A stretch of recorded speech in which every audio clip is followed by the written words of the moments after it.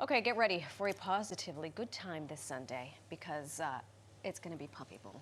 Puppy Bowl, and this year the event's referee, get it? That's his job title, can you imagine? Is someone special, has someone special with him helping out on the sidelines. We have a pretty special announcement to make. I'd like to say it took a lot of thought, but it really didn't. We just all kind of knew as a family, and we're happy to share with you guys that Whistle, we're going to be adopting you. That is Dan Schacher. He has been the Puppy Bowl's ref for 13 years. He just adopted a pup of his own, Whistle, you saw right there. Before adopting Whistle, listen to this. He had fostered more than 40 dogs. I need to know the time frame that we're talking about here. Well, you know what? Good for us. He is going to be joining us and telling us all about Whistle and what to expect as Team Rough and Team Fluff battle it out for the Lombardi Trophy. Gets me every time. Dan Schacher, welcome to New York Living, sir.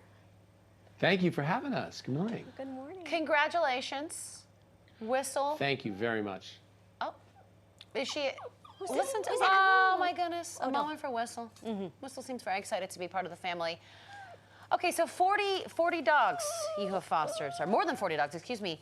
What was it about Whistle that made this just seem like the moment, the dog? Yeah.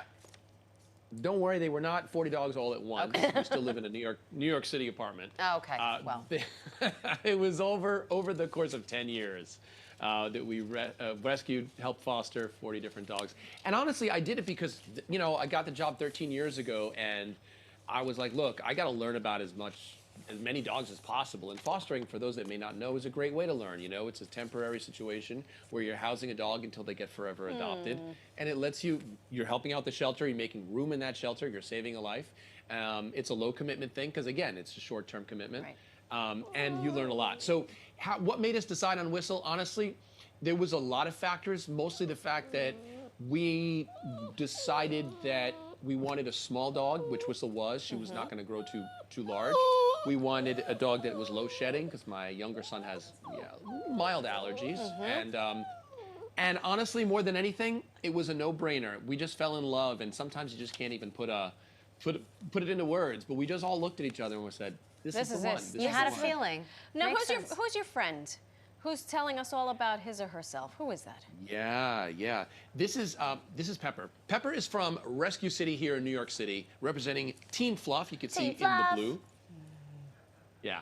So representing the Team Fluff. It's going to be playing on Sunday, of course, as you mentioned, for the Lombardi Trophy. Okay. All right, talk to us about this year's Puppy Bowl. Where do Pepper and all these? I know you said Pepper's from the city. Where where are all these dogs coming to us from? 73 different rescues across the country. So we got several from the New York City area. Yes, Rescue City, Muddy Paws, Sato Project, Best Friends. And we've got ones from 73 different shelters. We're repping as many different parts of the country as possible. I think it's a total of 36 different states are represented. And by the time Puppy Bowl's done airing, every single one of them, including my assistant ref, are going to be adopted. Oh my God. Now, okay. As the referee, I mean, this seems to me like the hardest job in the world because how do you pick? How do you judge? What kind of calls do you have to make? Right. Thankfully, I don't have to pick a winner. That's up to, you know, how they play on the field. Of course, please. America does vote on the MVP, Most Valuable Pup, and the Underdog Award. We like to celebrate both sides of the playing skills, the ones who play really well and the ones who don't play at all but are adorable. Yeah. And that's the underdog. That's a very popular category. And it's my job just to call the touchdowns, call the penalties. If I see an infraction, I got to throw my penalty flag down.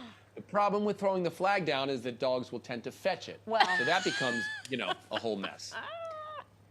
All right, so you said you got this call 13 years ago. I have a couple of questions. One, can I have your agent's information? Two, Sure. when are you retiring?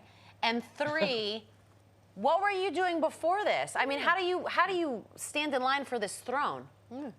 Exactly. There was no blueprint for this job when I got it. Animal Planet knew me because I was a TV host for them. I had hosted shows for them in the past, and they said, well, listen, we need somebody to be a spokesperson for these pups. The show was growing. By the time I joined, it was Puppy Bowl 8, I guess, and the show had been growing. At the time, we only had 59 dogs, but I thought that was a tremendous amount at the time. Now it's, again, 131. And as far as getting the job and retiring, well, as you know, I got an assistant referee who's a dog now. I have a feeling she's next in line because she did such a great job this year.